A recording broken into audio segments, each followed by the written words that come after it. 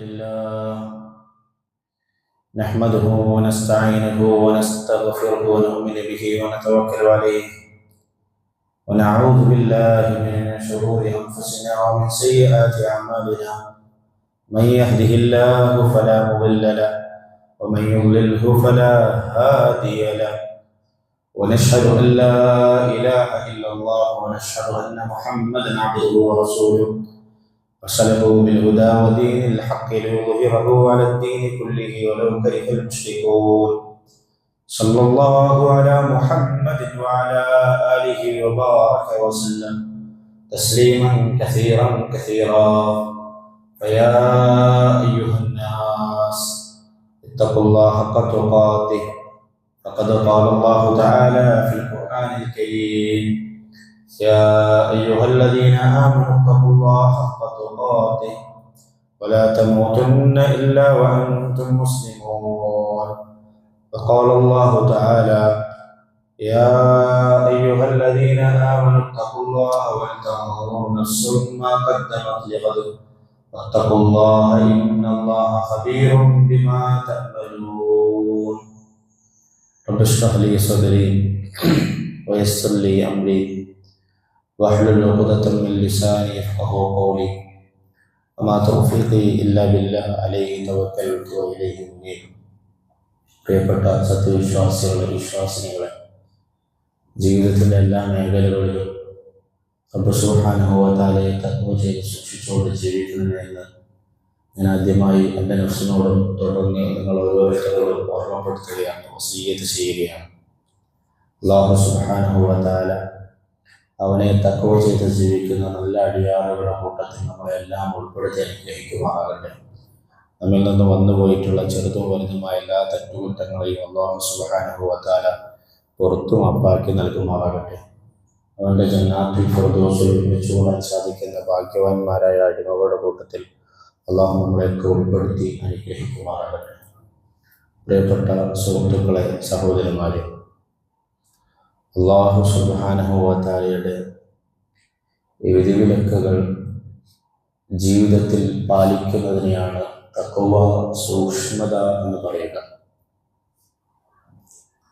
ആ വിധിവിലക്കുകൾ പാലിക്കുന്നതിലൂടെ മാത്രമേ ഐഹികവും പാരിത്രികവുമായിട്ടുള്ള വിജയം ഒരു മനുഷ്യന് നേടിയെടുക്കാൻ സാധിക്കുകയുള്ളൂ. വിശുദ്ധ ഖുർആനിലെ വരിയിലൂടെ അല്ലാഹു സുബ്ഹാനഹു വ തആല പഠിപ്പിച്ചതുപോലെ: വമാ കാന ലിമുഅ്മിനിൻ വലാ മുഅ്മിനത്തിൻ ഇദാ ഖള അല്ലാഹു വറസൂലുഹു അംറൻ അൻ യകൂന ലഹുമുൽ ഖിയറതു മിൻ അംരിഹിം വമൻ യഅസില്ലാഹ വറസൂലഹു ഫഖദ് ളല്ല ളലാലൻ മുബീനാ. വമാ കാന ലിമുഅ്മിനിൻ വലാ മുഅ്മിനത്തിൻ ഇദാ ഖള അല്ലാഹു വറസൂലുഹു അംറൻ.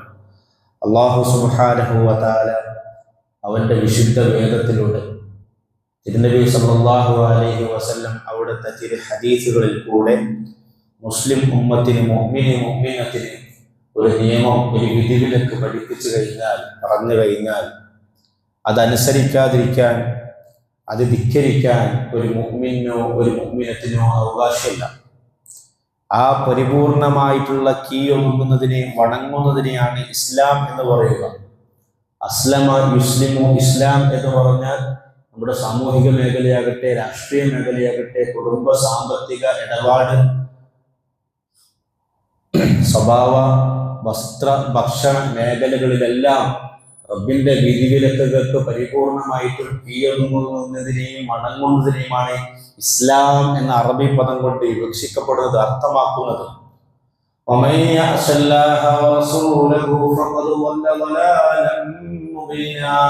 ഇനി വല്ലവനും അള്ളാഹുവിന്റെ വിധിവിലക്കുകളെ, അള്ളാഹുവിന്റെ വിധികളെ ധിക്കരിക്കാനും അനുസരിക്കാതിരിക്കാനും ദാഷ്ട്യം കാണിക്കാനാണ് ഉദ്ദേശിക്കുന്നെങ്കിൽ ഫഖദ് ളല്ല ളലാലൻ മുബീന, അള്ളാഹുവിന്റെ വഴിയിൽ നിന്ന് അവൻ തെറ്റിപ്പോയിരിക്കുന്നു.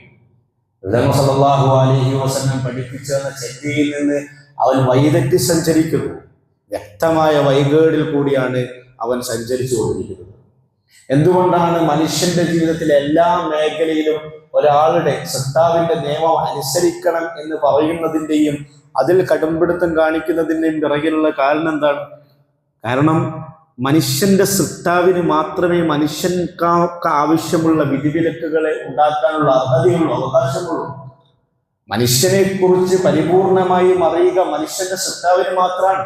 മനുഷ്യന്റെ വികാരങ്ങളെക്കുറിച്ച്, മനുഷ്യന്റെ വിചാരങ്ങളെക്കുറിച്ച്, മനുഷ്യന്റെ ചിന്തകളെക്കുറിച്ച്, മനുഷ്യന്റെ ആഗ്രഹങ്ങളെക്കുറിച്ച്, മനുഷ്യന്റെ ശാരീരിക ക്ഷമതയെക്കുറിച്ചും ബലഹീനതയെക്കുറിച്ചും അറിയുന്ന സൃഷ്ടാവിന് മാത്രമേ മനുഷ്യന്മാർക്ക് ജീവിതത്തിൽ ഫോളോ ചെയ്യാനുള്ള നിയമങ്ങൾ പറയാനുള്ള അർഹതയുള്ളൂ. ആ നിയമങ്ങൾ മാത്രമാണ് പ്രപഞ്ചത്തിനെ നേരായ വഴിയിലൂടെ നയിക്കുകയുള്ളൂ. അതല്ലാതെ മനുഷ്യന്മാരായ നമ്മൾ ഉണ്ടാക്കുന്ന ആ നിയമങ്ങൾക്ക് നമ്മൾ വഴിപ്പെടുകയാണെങ്കിൽ, ആ രീതിയിൽ നമ്മൾ ചരിക്കുകയാണെങ്കിൽ അത് വൈകേടിലേക്ക്, അധാർമികതയിലേക്ക്, നാട്ടിൽ കുഴപ്പങ്ങൾ ഉണ്ടാക്കുന്ന അശാന്തിയിലേക്ക് മാത്രമാണ് നമ്മൾ നയിക്കുകയുള്ളൂ. അതിന്റെ ഏറ്റവും പ്രധാനപ്പെട്ട ഉദാഹരണങ്ങളിലൊന്നാണ് മനുഷ്യന്മാർക്ക് അല്ലാഹു സുബ്ഹാനഹു വ തആല നിശ്ചയിച്ചു തന്നിരിക്കുന്ന വസ്ത്രങ്ങൾ. വിശുദ്ധ ഖുർആനിലെ ആയത്തിൽ കൂടെ അല്ലാഹു പറഞ്ഞത് അത്ര മനോഹരാണ്. യാ ബനീ ആദമ ഖദ് അൻസൽനാ അലൈക്കും ലിബാസൻ യുവാരി സൗആതികും വരീശാ. മുഅ്മിനീ എന്നല്ല വിളിക്കുന്നത്, ആദമിന്റെ സന്തതിയെ, നിങ്ങൾക്ക് ഉടുക്കാൻ ആവശ്യമുള്ള വസ്ത്രം ഞാനാണ് നൽകിയത്. നിങ്ങളുടെ നഗ്നത മറക്കാൻ, നിങ്ങൾക്ക് ഭംഗിയേകാൻ. നമ്മൾ ആലോചിച്ച് നോക്കണം. നമ്മൾ അണിയുന്ന വസ്ത്രങ്ങളെ കുറിച്ച് ആലോചിച്ച് നോക്കും. നമ്മൾ കോട്ടനാണ് ധരിക്കുന്നതെങ്കിൽ ഉത്തരേന്ത്യയിലെ ഏതോ ഗ്രാമത്ത് തയച്ചുറന്ന പരുത്തിക്കുരുവിൽ നിന്നാണ് ആ വസ്ത്രം ഉണ്ടായത്. നമ്മുടെ വീട്ടിലെ പെണ്ണുങ്ങൾ പട്ടാണ് ധരിക്കുന്നതെങ്കിൽ ആ പട്ടുവസ്ത്രം ഉണ്ടാവാൻ വേണ്ടി അല്ലാഹു സുബ്ഹാനഹു വ തആല സംവിധാനിച്ചത് ഒരു കുരുവിനെയാണെന്ന് നമ്മൾ ആലോചിക്കണം. അതാണ് അല്ലാഹു സുബ്ഹാനഹു വ തആല പറഞ്ഞ ഖുർആൻ ആയത്തിന്റെ ബാക്കി അല്ലാഹു പറയുന്നത്. യാ ബനീ ആദമ ഖദ് അൻസൽനാ അലൈക്കും ലിബാസൻ യുവാരി സൗആതികും വരീശാ വലിബാസുത് തഖ്വാ ദാലിക ഖൈർ ذلك من آيات الله لعلهم يذكرون. അല്ലാഹു നിങ്ങൾക്ക് ഇറക്കി തന്നിരിക്കുന്ന വസ്ത്രം അല്ലാഹുവിന്റെ ദൃഷ്ടാന്തമാണ്. പട്ടുനൂൽ പുഴുവിന്റെ ശരീരത്തിൽ നിന്ന് നിങ്ങൾ വസ്ത്രം ഉണ്ടാക്കുന്നത് അല്ലാഹുവിന്റെ ദൃഷ്ടാന്തമാണ്. പാടത്ത് തയച്ചു വളർന്ന പരുത്തിക്കുരുവിൽ നിന്ന് നിങ്ങൾ വസ്ത്രം ഉണ്ടാക്കുന്നത് അല്ലാഹുവിന്റെ ദൃഷ്ടാന്തമാണ്. പെട്രോളിയം പ്രോഡക്റ്റുകളിൽ നിന്ന് നൈലോണിന്റെയും മറ്റുമുള്ള വസ്ത്രത്തിന്റെ നൂലുകൾ നിങ്ങൾ ഉണ്ടാക്കിയെടുക്കുന്നത് അള്ളാഹുവിന്റെ ദൃഷ്ടാന്തങ്ങളിൽപ്പെട്ടതാണ്. ലിനൻ തുണികൾ നമ്മൾ ഉപയോഗിക്കാറുണ്ട്. ലിനൻ തുണികൾ ഉണ്ടാക്കുന്നത് ഒരു ചെടിയിൽ നിന്നാണ്. ഒരു ചെടിയുടെ നാരാണ് നിലൻ. ആ ലിനൻ തുണി ധരിക്കുമ്പോൾ നമുക്കൊരു സുഖം കിട്ടുന്നു, ആനന്ദം കിട്ടുന്നു. ആ രീതിക്ക് സസ്യങ്ങളിൽ കൂടി, ജന്തുജാലങ്ങളിൽ കൂടി മനുഷ്യന് അണിയാൻ വേണ്ടിയുള്ള വസ്ത്രങ്ങൾ, സുഗന്ധങ്ങൾ അത് സംവിധാനിച്ചിരിക്കുന്ന അള്ളാഹുവിന്റെ ആയാത്തുകളാണ്.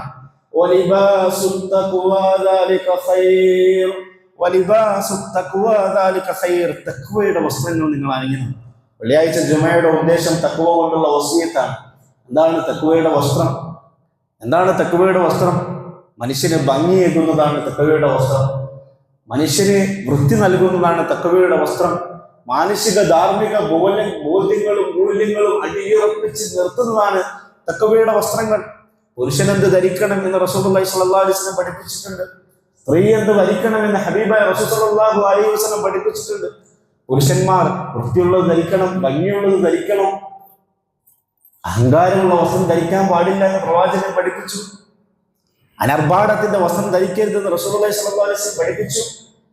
ആണുങ്ങൾ സ്വർണ്ണാഭരണം ധരിക്കരുതെന്ന് പഠിപ്പിച്ചു. പട്ടുകൊണ്ടുള്ള വസ്ത്രം പുരുഷന്മാർ ധരിക്കുന്ന റസൂൽ സ്വല്ലല്ലാഹു അലൈഹി വസല്ലം പഠിപ്പിച്ചു.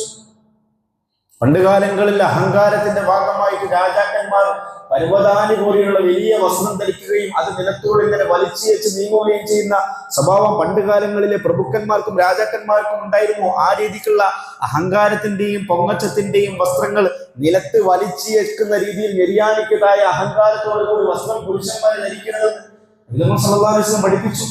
സ്ത്രീകൾക്കും അതുപോലെ പഠിപ്പിച്ചിട്ടുണ്ട്. സ്ത്രീകളുടെ വസ്ത്രത്തെ കുറിച്ച് ഖുർആൻ പഠിപ്പിക്കുന്ന ഇടങ്ങളിൽ രണ്ട് വ്യത്യാസങ്ങൾ നമുക്ക് കാണാൻ സാധിക്കും.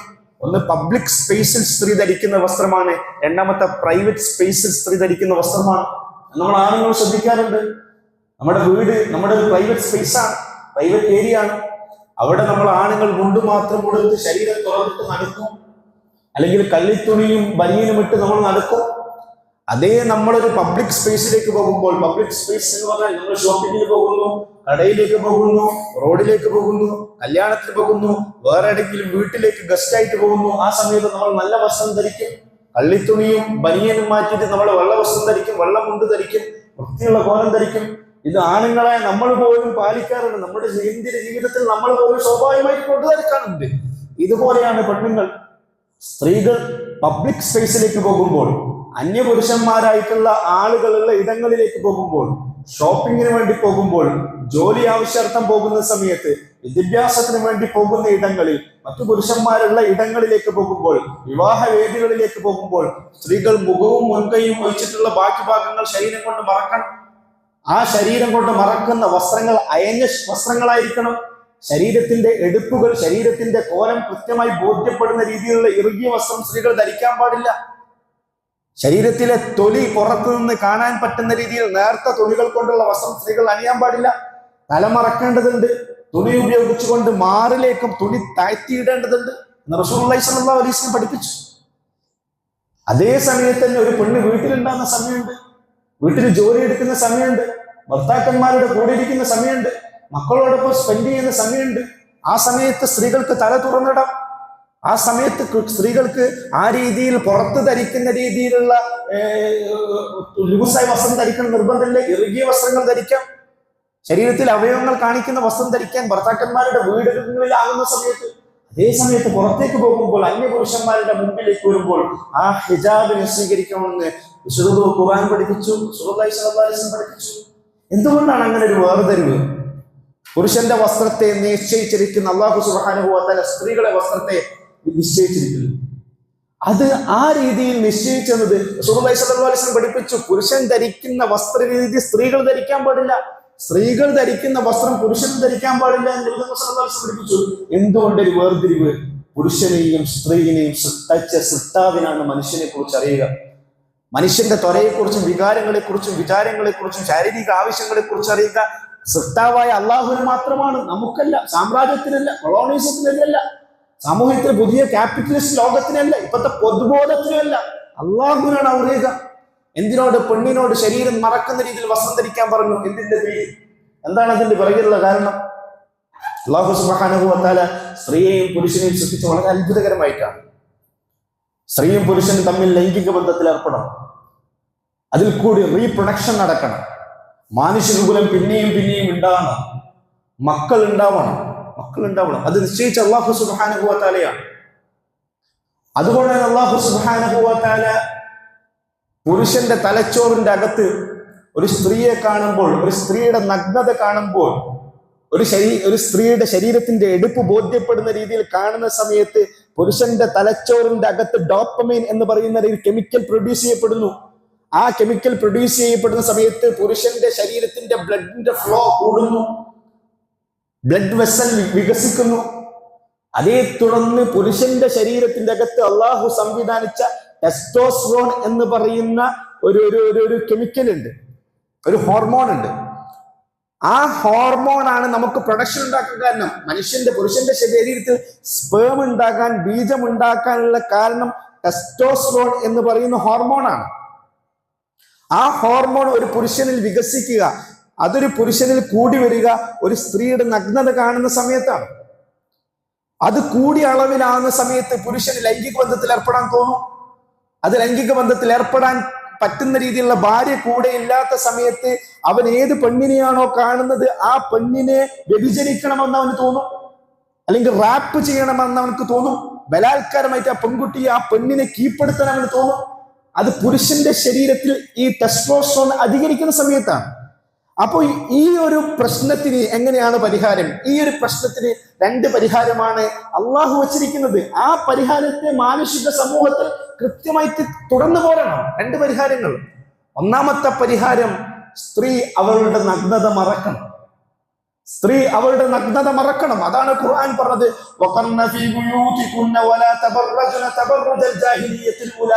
ജാഹിലിയ കാലഘട്ടത്തിൽ ഉണ്ടായ രീതിയിലുള്ള നഗ്നതകൾ വെളിവാക്കുന്ന ശരീരകോലങ്ങൾ അണിഞ്ഞുകൊണ്ട് തോന്നിവാസം, അയിഞ്ഞാട്ടം പെണ്ണുങ്ങൾ കാണിക്കാൻ പാടില്ല എന്ന് ഖുർആൻ പഠിപ്പിച്ചു. وَقُلِّ الْمُؤْمِنَاتِ يَغْضُضْنَ مِنْ أَبْصَارِهِنَّ وَيَحْفَظْنَ فُرُوجَهُنَّ وَلَا يُبْدِينَ زِينَتَهُنَّ إِلَّا مَا ظَهَرَ مِنْهَا പെണ്ണുങ്ങൾ അവരുടെ ശരീരത്തിന്റെ നഗ്നത മറക്കാൻ ശ്രമിക്കണം. തട്ടം ഉപയോഗിച്ചുകൊണ്ട് മാറിഞ്ഞൊക്കെ താഴ്ത്തിടണം. പുരുഷന്റെ മുമ്പിൽ വന്ന് തന്റെ ശരീരത്തിന്റെ നഗ്നത കാണിക്കുന്ന രീതി പെണ്ണുങ്ങൾ തുടരാൻ പാടില്ല. അത് പറഞ്ഞ ആ വസ്ത്രം അണിയണം എന്ന് പെണ്ണുങ്ങളോട് പറഞ്ഞ അതേ ഖുർആൻ ആണിനോട് പറയുന്നൊരു കാര്യമുണ്ട്. എന്താ അത്? വഖുല്ലിൽ മുഅ്മിനീന യഗ്ദൂന വഖുല്ലിൽ മുഅ്മിനീന യഗ്ദൂ മിൻ അബ്സാരിഹിം വയഹ്ഫദൂ ഫുറൂജഹും ദാലിക അസ്കാ ലഹും ഇന്നല്ലാഹ ഖബീറും ബിമാ യസ്നഊൻ. പെണ്ണ് വസ്ത്രമിട്ടാൽ മാത്രം പോരാ, ആണ് ചെറിയൊരു സാധനം താഴ്ത്തണം. അതവന്റെ കണ്ണാണ്, അതവന്റെ കണ്ണാണ്. നബി സല്ലല്ലാഹു അലൈഹി വസല്ലം പഠിപ്പിച്ചില്ലേ, കണ്ണുകൊണ്ടുള്ള നോട്ടമാണ് ഒരു ആണിനെ, ഒരു പുരുഷനെ, ഒരു യുവാവിനെ പിന്നീട് പതിയെ പതിയെ വ്യഭിചാരത്തിലേക്ക് എത്തിക്കുന്നത്. വൻപാപം പോലുള്ള ഒരു ഹറാമിലേക്ക് എത്തുന്നത് കണ്ണുകൊണ്ടുള്ള കട്ടുനോട്ടമാണ്. ആരും കാണാത്ത പാതിരാവിൽ കാണുന്ന ഹറാമുകളാണ്. അതുകൊണ്ട് വഖുല്ലിൽ മുഅ്മിനീന യഗ്ദൂ മിൻ അബ്സാരിഹിം വയഹ്ഫദൂ ഫുറൂജഹും. ആണുങ്ങൾ കണ്ണുകൾ താഴ്ത്തണം, കണ്ണുകൾ അടക്കണം. ആ കണ്ണുകൾ അടച്ചാൽ മാത്രമാണ് ഹറാമുകളിൽ നിന്ന് അവർക്ക് മാറി നോക്കാൻ സാധിക്കൂ. ദാലിക അസ്കാ ലഹും. അതാണ് അവരുടെ മാനസികമായിട്ടുള്ള ശാരീരികമായിട്ടുള്ള എല്ലാ സുഖങ്ങൾക്കും ഏറ്റവും നല്ലത്. അതാണ് ആ ആയത്ത് അവസാനിക്കുന്നത് ഇങ്ങനെയാണ്, ഇന്നല്ലാഹ ഖബീറും ബിമാ യസ്നഊൻ, ഇന്നല്ലാഹ ഖബീറും ബിമാ യസ്നഊൻ, ഇന്നല്ലാഹ ഖബീറും ബിമാ യസ്നഊൻ. കണ്ണുകൊണ്ടുള്ള കട്ടുനോട്ടം ഏറ്റവും സിമ്പിൾ ആയിട്ട് ഒരു മനുഷ്യന് ചെയ്യാൻ പറ്റിയ കാര്യമാണ്. പക്ഷേ ആ കണ്ണുകൊണ്ടുള്ള ഒരു കട്ടുനോട്ടമാണ് നീ കണ്ണുകൊണ്ട് ചെയ്യുന്നതെങ്കിലും, ഒരു സ്ത്രീയുടെ നഗ്നതയിലേക്ക് ആരും അറിയാതെയാണ് നീ നോക്കുന്നതെങ്കിലും, ഇന്നല്ലാഹു ഖബീറും ബിമാ യസ്നഊൻ. നിങ്ങളും നമ്മളൊക്കെ ചെയ്യുന്ന കാര്യം അള്ളാഹു കൃത്യമായിട്ട് അറിയുന്നുണ്ട്, അള്ളാഹു കൃത്യമായിട്ട് അറിയുന്നുണ്ട്. അപ്പോ ആ ഒരു സാമൂഹിക വ്യവസ്ഥ കൃത്യമായി പോവാൻ, ആ സാമൂഹിക വ്യവസ്ഥ കൃത്യമായി കൊണ്ടു നടക്കാൻ അള്ളാഹു സുബ്ഹാനഹു വ തആല ആ ഖുർആൻ ആയത്തുകളിൽ കൂടി പഠിപ്പിക്കുകയാണ്, ആ ഖുർആൻ ആയത്തുകളിൽ കൂടി പഠിപ്പിക്കുകയാണ്. അപ്പൊ ആ ബോധ്യം നമുക്കുണ്ടാവണം, ആ വസ്ത്രധാരണയിൽ ആ ശ്രദ്ധ നമുക്കുണ്ടാവണം, ആ കൃത്യം നമ്മൾക്കുണ്ടാവണം. റസൂലുള്ളാഹി സ്വല്ലല്ലാഹു അലൈഹി വസല്ലം പഠിപ്പിച്ച ആ നിയമങ്ങൾ നമുക്ക് വഴിപ്പെടാൻ നമുക്ക് സാധിക്കണം. ഇത് പറഞ്ഞൊരു പശ്ചാത്തലമുണ്ട്, ഒരു സാഹചര്യമുണ്ട്. കഴിഞ്ഞ 1-2 ദിവസമായിട്ട് എറണാകുളത്ത് വള്ളുരുത്തിയിലെ സെന്റ് തെരാസസ് എന്ന് പറയുന്ന, സെന്റ് റീത്താസ് എന്ന് പറയുന്ന ക്രിസ്ത്യൻ മാനേജ്മെന്റിന്റെ കീഴിലുള്ള സ്കൂളിൽ ഒരു പെൺകുട്ടിക്ക് തട്ടമിടാൻ നിഷേധിച്ചു. ഒടുക്കം ഇന്ന് ജുമാക്ക് കയറുന്നതിന് മുമ്പ് ആ പെൺകുട്ടിക്ക് ആ സ്കൂളിൽ നിന്ന് TC വാങ്ങേണ്ടി വന്നു. ഇത് ഇത്രയും കാര്യം പങ്കുവെക്കാനുണ്ടായ 2 കാരണങ്ങളാണ്, അതിലേക്ക് സൂചിപ്പിക്കാം. ജുമാക്ക് മെമ്പറിലേക്ക് കയറുന്നതിന് മുമ്പ് ഞാൻ ഏറ്റവും അവസാനം കണ്ടത് ആ സ്കൂളിലെ പ്രിൻസിപ്പൽ വളരെ ചിരിച്ച് സന്തോഷത്തോടു കൂടി വാർത്താ മാധ്യമങ്ങളുടെ മുമ്പിൽ സംസാരിക്കുന്നതാണ്. വളരെ അഭിമാനത്തോടു കൂടി ആ പ്രിൻസിപ്പൽ സന്തോഷിക്കുകയാണ്. ഞാൻ അത്ഭുതപ്പെടുകയാണ്. കന്യാസ്ത്രീയായ ഒരു സ്ത്രീക്ക്, കന്യാസ്ത്രീയായ ഒരു ടീച്ചർക്ക്, കന്യാസ്ത്രീയായ ഒരു പ്രിൻസിപ്പലിന് എങ്ങനെയാണ് തൻ്റെ സ്കൂളിൽ പഠിക്കുന്ന ഒരു പെൺകുട്ടി ആ സ്കൂളിൽ പഠിക്കാൻ പറ്റാത്തതിന്റെ പേരിൽ TC വാങ്ങിപ്പോകുമ്പോൾ എങ്ങനെയാണ് ഒരു കന്യാസ്ത്രീക്ക് ചിരിക്കാൻ സാധിക്കുക, ഒരു കന്യാസ്ത്രീക്ക് സന്തോഷിക്കാൻ സാധിക്കുക? ഞാൻ ഇന്നും ഓർമ്മിക്കുന്ന എനിക്ക് ഏറ്റവും പ്രിയപ്പെട്ട ഒരു കന്യാസ്ത്രീ ഉണ്ടായിരുന്നു. വർഷങ്ങൾക്ക് മുമ്പ് കോഴിക്കോട് നിർമ്മല ഹോസ്പിറ്റൽ മഞ്ഞപ്പിത്തം ബാധിച്ചുകൊണ്ട് മരണക്കിടക്കയിൽ ഞാൻ കടന്നപ്പോൾ എൻ്റെ അടുക്കൽ തണുത്ത വെള്ളവും തുണിയും എടുത്തുകൊണ്ട് പാതിരാത്രി പോലും എൻ്റെ ശരീരത്തിൽ തുളച്ചു തന്ന മേരിക്കുന്നിലെ നിർമ്മല ഹോസ്പിറ്റലിലെ ആ കന്യാസ്ത്രീയെ ഞാൻ ഇന്നും മറക്കൂല. എപ്പോഴാണ് നമ്മുടെ നാട്ടിലുള്ള കന്യാസ്ത്രീകളുടെ സ്വഭാവങ്ങൾ മാറിപ്പോയത്? എപ്പോഴാണ് വംശപരവും മതസഹിഷ്ണുതയും ഇവരിൽ അധികരിച്ചു പോയത്? മതസഹിഷ്ണുത എപ്പോഴാണ് നഷ്ടപ്പെട്ടു പോയത്? ഒരു പെൺകുട്ടിയുടെ വിദ്യാഭ്യാസം നഷ്ടപ്പെടുത്തിയപ്പോൾ എങ്ങനെയാണ് ഒരു പ്രിൻസിപ്പളിന്, ഒരു ടീച്ചർക്ക് സന്തോഷിക്കാൻ സാധിക്കുക? 2 അത്ഭുതങ്ങളാണ് ഇതിലുള്ളത്, 2 അത്ഭുതങ്ങൾ. ഒന്ന്, നമ്മുടെ കേരളത്തിൽ നടന്നുകൊണ്ടിരിക്കുന്ന ക്രിസ്തീയ സമൂഹത്തിൽ ഉണ്ടായിരിക്കുന്ന ആ ക്രിസംഖ്യ അനുഭവത്തെ കുറിച്ച് ആലോചിച്ച് ഞാൻ അത്ഭുതപ്പെടുകയാണ്. അതൊരൊറ്റ സംഭവം മാത്രമല്ല, ഒരുപാട് സംഭവങ്ങൾ. തട്ടമിട്ട, തല മുഴുവൻ മറച്ച, ശരീരം മൊത്തം മറച്ച ഒരു കന്യാസ്ത്രീക്ക് എങ്ങനെയാണ് തന്റെ സ്കൂളിൽ തട്ടമിട്ട പെൺകുട്ടികൾ പഠിക്കാൻ പാടില്ല എന്ന് പറയാൻ സാധിക്കുക? ഏത് സെക്കുലർ ബോധത്തിന്റെ, ഏത് ജനാധിപത്യ ബോധത്തിന്റെ അടിസ്ഥാനത്തിലാണ്? ഞാൻ അത്ഭുതപ്പെടുകയാണ്. അത്ഭുതപ്പെടാൻ ഒരുപാട് കാരണങ്ങളുണ്ട്. കാരണം കഴിഞ്ഞ 2 വർഷക്കാലമായിട്ട് ഫലസ്തീൻ ഇസ്രായേൽ യുദ്ധം നടന്നുകൊണ്ടിരിക്കുകയാണല്ലോ. ഈ യുദ്ധം നടന്നുകൊണ്ടിരിക്കുന്ന സാഹചര്യത്തിൽ നമ്മളെല്ലാം ആഗ്രഹിക്കുന്ന ഒരു സ്വതന്ത്ര ഫലസ്തീൻ പുലരുന്ന ഒരു നല്ല നാളേക്ക് വേണ്ടിയാണ്. അശാന്തി ഇല്ലാത്ത ഒരു കുദുസ് ഉണ്ടാവണം, അശാന്തി ഇല്ലാത്ത ഒരു ഫലസ്തീൻ ഉണ്ടാവണം എന്ന് നമ്മൾ സ്വപ്നം കാണുകയാണ്. കാരണം ഫലസ്തീൻ, കുദുസ് അത് ക്രിസ്ത്യാനികളുടെ, മുസ്ലിമീങ്ങളുടെ, ജൂതരുടെ എല്ലാവരുടെയും സംഗമ ഭൂമിയാണ്. പ്രവാചകന്മാരുടെ ഈറ്റില്ലമാണ്. മതങ്ങളുടെ സംസ്കാരത്തിന്റെ സംഗമ കേന്ദ്രമാണ്. അവിടെ ശാന്തി പുലരുന്നതാണ് നമ്മൾ ആഗ്രഹിക്കുന്നത്. എന്നാൽ കഴിഞ്ഞ 2 വർഷക്കാലമായിട്ട് ലോകത്ത് എല്ലായിടങ്ങളിലും ക്രിസ്മസ് ആഘോഷിക്കപ്പെട്ടിട്ടുണ്ട്. പക്ഷേ കഴിഞ്ഞ 2 വർഷമായിട്ട് ക്രിസ്മസ് ആഘോഷിക്കപ്പെടാത്ത ഒരു സ്ഥലം ഭൂമി ലോകത്തുണ്ടെങ്കിൽ അത് ഉണ്ണിയേശു പിറന്ന ബത്ലഹേമാണ്. ബത്ലഹേമിൽ കഴിഞ്ഞ 2 വർഷക്കാലമായിട്ട് ക്രിസ്മസ് ആഘോഷിക്കപ്പെട്ടിട്ടില്ല. ബത്ലഹേമിലെ വിശുദ്ധരായ ക്രിസ്തീയ പുരോഹിതന്മാർ പറഞ്ഞു, ഞങ്ങളുടെ ഫലസ്തീനിലെ ഗസയിലെ മനുഷ്യരായ കുഞ്ഞുങ്ങൾ മരിച്ചു വീഴുന്ന ഈ ദിവസങ്ങളിൽ, 25,000 കുഞ്ഞുങ്ങൾ മരിച്ചു വീഴുന്ന ഈ ദിവസങ്ങളിൽ ഇവിടെ ഇരുന്നുകൊണ്ട് ക്രിസ്മസ് ആഘോഷിക്കാൻ ഞങ്ങൾക്ക് സാധിക്കൂല എന്ന് ബത്ലഹേമിലെ ഫലസ്തീനിലെ കുദുസിലെ വിശുദ്ധരായ പുരോഹിതന്മാർ പറയുകയുണ്ടായി.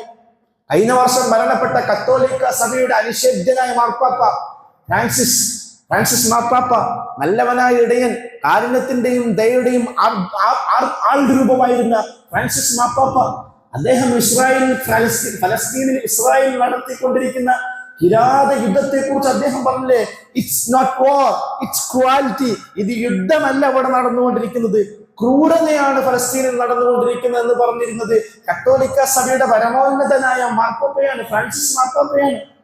കഴിഞ്ഞ വർഷം അദ്ദേഹം മരണപ്പെട്ടു. അതിനുശേഷം ലിയോ 14 കത്തോലിക്ക സഭയുടെ പോപ്പായിട്ട് അധികാരത്തിലേറിയ ഉടനെ ആദ്യമായിട്ട് ലിയോ 14 പാപ്പ പറഞ്ഞത് ഇറ്റ്സ് കംപ്ലീറ്റ്ലി അൺഅക്സെപ്റ്റബിൾ. ഒരു കാരണവശാലും ന്യായീകരിക്കാനോ നീതീകരിക്കാനോ സാധിക്കാത്തതാണ് ഫലസ്തീനിൽ നടന്നുകൊണ്ടിരിക്കുന്ന ജനസൈഡ് എന്ന് പറഞ്ഞത് ലിയോ 14 മാർപ്പാപ്പ, ഇപ്പോഴത്തെ കത്തോലിക്ക സഭയുടെ മാർപ്പാപ്പയാണ്. ഇത്രയൊക്കെ ആയിട്ടും എങ്ങനെയാണ് നമ്മുടെ നാട്ടിലെ പ്രസംഗികൾക്ക്, കാസക്കാർക്ക് ഇസ്രായേലിനെ ന്യായീകരിക്കാൻ സാധിക്കുക? ഞാൻ അത്ഭുതപ്പെടുകയാണ്. പിഞ്ചു കുഞ്ഞുങ്ങളുടെ തലയോട്ടിക്ക് നേരെ നോക്കി വെടിയുതിർക്കുന്ന IDF-ന്റെ ടെററിസ്റ്റുകളായ സിയോണിസ്റ്റ് ആർമികളെ കുറിച്ച് ആലോചിച്ചല്ല ഞാൻ അത്ഭുതപ്പെടുന്നത്. അത്തരം ഫോട്ടോയുടെ വീഡിയോയുടെ താഴെ വന്ന് സ്മൈലി ഇമോജി ഇടുന്ന നമ്മുടെ നാട്ടിലെ ഇസ്രായേലിന്റെ കൂടെ നിൽക്കുന്ന ക്രിസംഗികളെ കുറിച്ച് ആലോചിച്ച് ഞാൻ അത്ഭുതപ്പെടുകയാണ്. IDF സൈന്യത്തിന്റെ അക്രമം കാരണമായിട്ട് ഫലസ്തീനിൽ നിന്ന് കുടിയിറക്കപ്പെട്ട, കൊല ചെയ്യപ്പെട്ട ഫലസ്തീനി അറബ് സ്ത്രീകളുടെ വീട്ടിൽ കയറി അവരുടെ അലമാരയിൽ കിടക്കുന്ന അടിവസ്ത്രം ഉടുത്തണിഞ്ഞ് ലൈംഗികാഭാസം കാണിക്കുന്ന വീഡിയോ പുറത്തുവിട്ടത്, ടിക്ടോക്കിൽ കൂടി പുറത്തുവിട്ടത് IDF ടെററിസ്റ്റ് സൈന്യം തന്നെയാണ്. പക്ഷെ അവരുടെ ആ മനോനിലയെ കുറിച്ചല്ല ഞാൻ അത്ഭുതപ്പെടുന്നത്. അത്തരം വീഡിയോയുടെ താഴെ വന്നിട്ട് റേപ്പ് ദം ഓൾ എന്ന് പറയുന്ന മലയാളികളായ പ്രബുദ്ധരായ ക്രിസ്തീയ സംഖ്യകളെ കുറിച്ച് ആലോചിച്ച് ഞാൻ അത്ഭുതപ്പെടുകയാണ്. ഇസ്രായേലിന്റെ എയർ സ്ട്രൈക്കിൽ ശരീരം ചിഹ്നിച്ചെറിയ ഫലസ്തീനി കുഞ്ഞിന്റെ ശരീരത്തിന്റെ അവശിഷ്ടങ്ങൾ ഒരു പോളിത്തീൻ കവറിൽ വാരിയെടുത്തിട്ട് ഒരു ഫലസ്തീനി അറബി ഉപ്പ ഹോസ്പിറ്റലിലേക്ക് ഓടുകയാണ്, വാവിട്ട് കരയുകയാണ്. ആ വാവിട്ട് കരയുന്ന വീഡിയോയുടെ താഴെ വന്നിട്ട് സന്തോഷിക്കുന്ന ക്രിസംഖ്യകളായ സപ്പോർട്ട് ഇസ്രായേൽ എന്ന് കമന്റ് ഇടുന്ന നമ്മുടെ മലയാളികളായ പ്രബുദ്ധരായ ക്രിസംഖ്യകളെ കുറിച്ച് ആലോചിച്ച് ഞാൻ അത്ഭുതപ്പെടുകയാണ്. എവിടെയാണ് ആ മതസഹിഷ്ണുത നഷ്ടപ്പെട്ടത്? എവിടെയാണ് നമ്മുടെ നാട്ടിൽ ഇത്രയും വർഗീയത വളർന്നു വന്നത്? ഞാൻ സംസാരിക്കുന്നത് ഇരിക്കൂറിലാണ്. കണ്ണൂരിലെ മറ്റെല്ലാ പ്രദേശങ്ങളിൽ നിന്നും വ്യത്യസ്തമായി ക്രിസ്ത്യാനികളും മുസ്ലിമുകളെല്ലാം ഇടകലർന്ന് ജീവിക്കുന്ന ഒരു ഏരിയയാണിത്. നമ്മുടെ മതസഹിഷ്ണുത നഷ്ടപ്പെട്ടത് എവിടെയെന്ന് നമ്മൾ ആലോചിക്കണം. എന്താണ് നമുക്ക് പറ്റിയ പ്രശ്നം? എവിടെയാണ് ഈ വിദ്വേഷം ഉണ്ടാവും നമ്മൾ ആലോചിക്കണം. ഇരിക്കൂർ പോലെയുള്ള ഈ മലയോര ഏരിയകളിൽ ക്രിസ്ത്യാനികൾ വന്നത് കോട്ടയത്ത് നിന്നൊക്കെ വർഷങ്ങൾക്ക് മുമ്പ് കുടിയേറി പാർത്തവരാണ്. ആ കുടിയേറി പാർത്തവരിൽ അധിക പേരും സാധുക്കളായിരുന്നു, ദരിദ്രരായിരുന്നു. ക്രിസ്ത്യാനികളിൽ 3 വിഭാഗം ആളുകളുണ്ട്. ആദർശപരമായിട്ട്, ആശയപരമായിട്ട് അവരിൽ ജാതി ഇല്ലെങ്കിലും മതം മാറിയതിന്റെ അടിസ്ഥാനത്തിൽ ക്രിസ്ത്യാനികളിൽ ജാതികൾ രൂപപ്പെട്ടിട്ടുണ്ട്.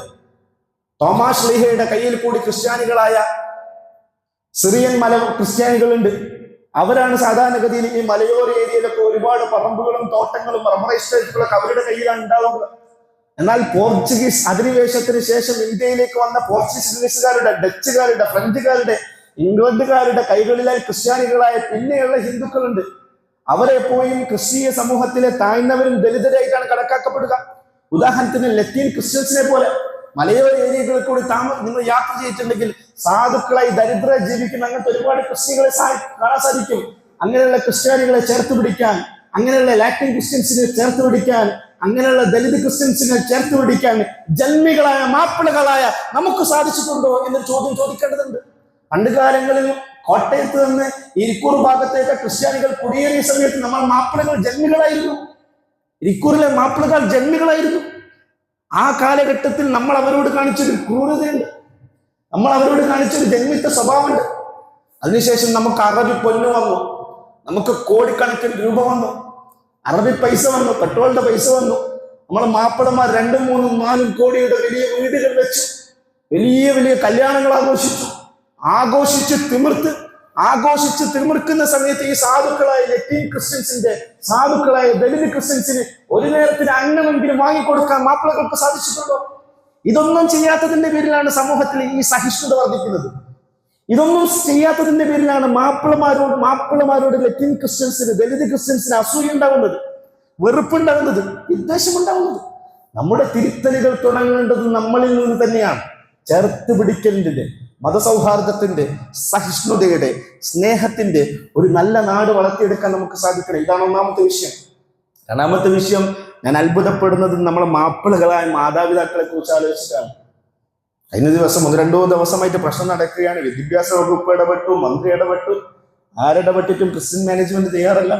പക്ഷെ എന്റെ സിമ്പിളായുള്ള ഒരു ചോദ്യം, എന്തിനിത്തരം സ്കൂളുകളിൽ കുട്ടികളെ ചേർക്കുന്നു എന്നുള്ള ചോദ്യമാണ്. എന്തിനിങ്ങനെയുള്ള സ്കൂളുകളിൽ കുട്ടികളെ ചേർക്കുന്നു?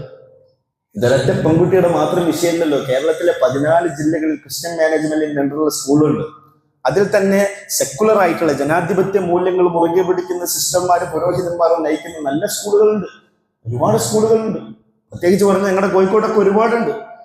എന്നാൽ ഇപ്പോഴും മനസ്സിന്റെ അകത്ത് വംശവെറി കൊണ്ടു നടക്കുന്ന, കാസയുടെ ഏരിയകളായി വർത്തിക്കുന്ന, വംശവെറിയും മതവിദ്വേഷവും അസഹിഷ്ണുതയും മാത്രം കൊണ്ടു നടക്കുന്ന ക്രിസ്ത്യൻ മിഷണറിമാരുടെ, സിസ്റ്റർമാരുടെ അണ്ടറിലുള്ള സ്കൂളുകളുണ്ട്. അതിന്റെ ഏറ്റവും പുതിയ ഉദാഹരണം മാത്രമാണ് സെന്റ് റീത്താസ് എന്ന് പറയുന്ന പണമ്പിളിയുള്ള ആ സ്കൂൾ. ഇതെല്ലാം എത്ര ഉദാഹരണങ്ങളുണ്ട്. കഴിഞ്ഞ വർഷം വയനാട് പ്രശ്നം ഉണ്ടായില്ലേ? അതിനു മുമ്പത്തെ വർഷം കോഴിക്കോട് പ്രൊവിഡൻസ് സ്കൂളിൽ പ്രശ്നം ഉണ്ടായില്ലേ? കണ്ണൂരിലെ സെന്റ് തെരേസസ് സ്കൂളിൽ പെൺകുട്ടികൾക്ക് 10ാം ക്ലാസ്സും +2 വരെയുള്ള പെൺകുട്ടികൾക്ക് തട്ടമിടാൻ പറ്റുന്നുണ്ടോ? എന്നിട്ടും കണ്ണൂരിലെ ആ സ്കൂളിൽ മുസ്ലിം പെൺകുട്ടികൾ പഠിക്കുന്നില്ലേ? എന്റെ മാതാപിതാക്കൾക്ക് ബുദ്ധിയില്ലാത്തതിന്റെ പേരാണോ? ഒരൊറ്റ കാരണമാണ് പറയുന്നത്, നല്ല വിദ്യാഭ്യാസം കിട്ടും, മക്കൾക്ക് നല്ല വിദ്യാഭ്യാസം കിട്ടുന്നതിന് വേണ്ടി പെൺകുട്ടികളുടെ തട്ടം പോരാൻ വേണ്ടിയാണോ? പെൺകുട്ടികൾ നല്ല വസ്ത്രം ധരിപ്പിക്കാതിരിക്കാൻ വേണ്ടിയാണോ മാതാപിതാക്കൾ പഠിക്കേണ്ടത്? ഞാൻ കോഴിക്കോടുകാരനാണ്. പ്രൊവിഡൻസ് സ്കൂൾ കോഴിക്കോട് മുസ്ലിം ഏരിയ, മുസ്ലിങ്ങൾ ഒരുപാട് ജീവിക്കുന്ന ഒരു ഭൂരിപക്ഷ ഏരിയ ആണ് കോഴിക്കോട് ടൗൺ ഭാഗം. അവിടെയുള്ള സ്കൂളാണ് പ്രൊവിഡൻസ് സ്കൂൾ. ആ പ്രൊവിഡൻസ് സ്കൂളിൽ പെൺകുട്ടികൾക്ക് തട്ടമിടാനുള്ള അനുവാദമില്ല, ഉച്ചനേരം തട്ടമിടാനുള്ള അനുവാദമില്ല. അതിനെതിരെ സമരം നടന്നു. ആ സമരത്തിന്റെ പേരിൽ എന്റെ നാട്ടുകാരനായി ഒരുപാട് ജമാഅത്ത് പ്രവർത്തകർക്ക് ജയിലിൽ കിടന്നു. റഷീദ് മാഷിനെ പോലുള്ള ആളുകൾ, ഞാൻ അവരൊക്കെ കാണാൻ പോയിരുന്നു, അവരോട് സംസാരിച്ചു. ഞാൻ ആലോചിച്ചു പോയി, ആർക്ക് വേണ്ടിയാണ് ഈ സമരം ചെയ്യുന്നത്? തട്ടമിടാൻ അനുവാദം നൽകാത്ത ക്രിസ്തീയ മാനേജ്മെന്റ് സ്കൂളുകളിൽ കുട്ടികളെ പോയി ചേർക്കുന്ന മാപ്പിളകളായ മാതാപിതാക്കളെയാണ് തിരുത്തേണ്ടത്. അവരാണ് തെറ്റ് കാണിച്ചത്. الرجال قوامون على النساء بما فضل الله بعضهم على بعض وبما أنفقوا من أموالهم. മാതാപിതാക്കൾ എന്ന് പറഞ്ഞാൽ കേവലം റേഷൻ കാർഡിൽ ഗ്രഹനാഥൻ എന്ന് പേര് എഴുതാൻ വേണ്ടി മാത്രമല്ല മാതാപിതാക്കൾ. ഗ്രഹനാഥൻ എന്ന് എഴുതാൻ വേണ്ടി മാത്രമല്ല, തന്റെ വീട്ടിലുള്ള ഉമ്മ, തന്റെ വീട്ടിലുള്ള ഭാര്യ, തന്റെ വീട്ടിലുള്ള പെൺകുട്ടികൾ, അവരുടെ വസ്ത്രത്തെ കുറിച്ച് ഉപ്പമാർക്ക് ബോധ്യം ഉണ്ടാവണ്ടേ? അത് വാങ്ങിക്കൊടുക്കുന്ന സമയത്ത് മാതാപിതാക്കൾക്ക് ബോധ്യം ഉണ്ടാവണ്ടേ? മാതാപിതാക്കൾക്ക് ചിന്തയുണ്ടാവണ്ടേ? ആലോചന ഉണ്ടാവട്ടെ? നമ്മൾ ആലോചിച്ച് നോക്കൂ, നമ്മുടെ ഉമ്മയെ, നമ്മുടെ സഹോദരിയെ, നമ്മളെ മകളെ, നമ്മളെ ഭാര്യയുടെ ശരീരത്തിന്റെ നിമ്നോന്നതികൾ, അവരുടെ സൗന്ദര്യങ്ങൾ, അവരുടെ ശരീരത്തിന്റെ ആകാരങ്ങൾ ഏതെങ്കിലും അന്യപുരുഷൻ കണ്ടാസ്വദിക്കുന്നത് നട്ടലുള്ള ഏതെങ്കിലും ഇഷ്ടപ്പെടുമോ? ഇഷ്ടപ്പെടില്ലല്ലോ. അത് ശീലിപ്പിക്കണ്ടേ? ആ രീതിയിൽ ഒരു തർബീയത്ത് വളർത്തിയെടുക്കണ്ടേ? അപ്പോ നമ്മുടെ മാറ്റങ്ങൾ ഉണ്ടാവേണ്ടത് നമ്മളിൽ നിന്ന് തന്നെയാണ്. നമ്മുടെ ആലോചനകൾ ഉണ്ടാവേണ്ടത് നമ്മളിൽ നിന്ന് തന്നെയാണ്. തിരുത്തലുകൾ തുടങ്ങേണ്ടത് നമ്മളിൽ നിന്ന് തന്നെയാണ്. ഒരിക്കൽ റസൂലുള്ളാഹി സ്വല്ലല്ലാഹു അലൈഹി വസല്ലമയുടെ അടുക്കൽ ഒരു സഹാബി ഒരു സ്വർണത്തിന്റെ മോതിരം ധരിച്ചിട്ട് വന്നു. ആണുങ്ങൾ സ്വർണ്ണ മോതിരം ധരിക്കാൻ പാടില്ല. റസൂലുള്ളാഹി സ്വല്ലല്ലാഹു അലൈഹി വസല്ലമക്ക് ആ സഹാബിയുടെ ഇഷ്ടമുണ്ട്. റസൂലുള്ളാഹി സ്വല്ലല്ലാഹു അലൈഹി വസല്ലം ആ സഹാബിയുടെ കയ്യിൽ നിന്ന് ആ സ്വർണത്തിന്റെ മോതിരം ഊരിയിട്ട് വലിച്ചെറിഞ്ഞു. നബിതങ്ങൾ ചോദിച്ചു, അയാമിദു അഹദുക്കും ഇലാ ജംറത്തിൻ മിൻ നാരിൻ ഫയജഅലുഹു ഫീ യദിഹി.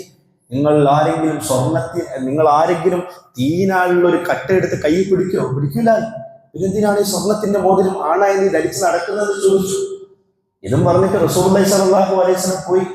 അവിടെ ഉണ്ടായിരുന്ന സഹാബികൾ പലരും ആ സഹാബിയോട് പറഞ്ഞു, ഒരു കാര്യം ചെയ്യും, ആണുങ്ങളായി നിങ്ങൾക്കല്ല ധരിക്കാൻ പ്രശ്നമുള്ളൂ, ആ സ്വർണത്തിന്റെ മോതിരം എടുത്ത് വീട്ടിലുള്ള പെണ്ണുങ്ങൾക്ക് കൊടുത്തു, അല്ലെങ്കിൽ വിറ്റും കളയണ്ട എന്ന് പറഞ്ഞു. ആ സഹാബി പറഞ്ഞു, ലാ വല്ലാഹി ലാ ആഖുദുഹു അബദൻ മാ തറഹഹു റസൂലുള്ളാഹി സ്വല്ലല്ലാഹു അലൈഹി വസല്ലം. അല്ലാഹുവിന്റെ റസൂൽ എറിഞ്ഞൊരു വസ്തുവെ ഞാൻ തിരിച്ചെടുക്കുക. ആ സഹാബിക്ക് വേണമെങ്കിൽ ആ സ്വർണത്തിന്റെ മോതിരം എടുക്കാം, ഭാര്യയ്ക്ക് അണിയാൻ കൊടുക്കാം, വിൽക്കാൻ വേണ്ടി ഉപയോഗിക്കാം. പക്ഷേ റസൂലുള്ളാഹി സ്വല്ലല്ലാഹു അലൈഹി വസല്ലം എറിഞ്ഞൊരു വസ്ത്രം, എറിഞ്ഞ ഒരു സ്വർണം, എറിഞ്ഞ ഒരു ആഭരണം എനിക്ക് വേണ്ട എന്നുള്ള സഹാബിയുടെ വാക്കാണ് മുസ്ലിം ഉമ്മത്ത് ആലോചിക്കേണ്ടത്. നമ്മുടെ ജീവിതത്തിന്റെ എല്ലാ മേഖലകളും, സാമൂഹിക മേഖലയാകട്ടെ, കുടുംബ മേഖലയാകട്ടെ, ആ രീതിക്ക് ദീനിനെ വഴിപ്പെടാൻ, ദീനിനെ അനുസരിക്കാൻ, അത് മാത്രമാണ് നമ്മുടെ ജീവിതത്തിലെ എല്ലാ മേഖലകളിലും സന്തോഷം പ്രദാനം ചെയ്യൂ. അത് മാത്രമാണ് നമ്മുടെ ജീവിതത്തിലെ എല്ലാ മേഖലയും ശൈലിയും സമാധാനവും ശാന്തിയും പകരുകയുള്ളൂ. ആ രീതിയിൽ കാര്യം മനസ്സിലാക്കാൻ അള്ളാഹു നമുക്കൊക്കെ തൗഫീഖ് പ്രദാനം ചെയ്യുമാറാകട്ടെ. വആഖിറു ദഅവാനാ അൽഹംദുലില്ലാഹി റബ്ബിൽ ആലമീൻ.